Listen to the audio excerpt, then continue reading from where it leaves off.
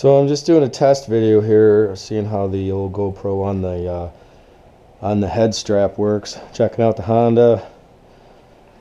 Taking a look around the shop. This is my daily driver when I can drive it daily. This is project number 1, project number 2. This is the exact same bike drivetrain as what this is. I'm going to leave this one the way Honda intended it to be, and I'm going to make this one different. Got a lot of ideas for it, so it'll come in stages.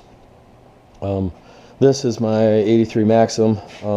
Probably it's a 750. Probably the only reason I'm hanging on to it is because I put so many miles on it, and it was a great bike for me, and I love the inline 4, and was really just kind of getting into understanding all the performance on this bike when it lost second gear. So I've got another motor sitting right here that needs to go on that frame, and it's been 3 years and it hasn't been done because I got all these other side projects that come along. You know, this is the big project.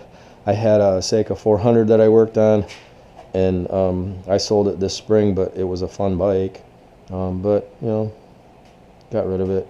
Ended up getting this one. The other thing is that this is my parts. I buy early 80s Japanese road bikes and part them out. I have several motors sitting right there. One is the CX500, which is the baby version of these. A buddy of mine gave it to me. I actually worked on the bike years ago. Didn't really understand the bike then, didn't like it, but I do like my GL650s. So I got all kinds of parts in here. So a lot of times what I'll do is if I'm working on a project, like you can see the back end of this one, that particular taillight is off of a parts bike that I had. It's off of a Honda VT500.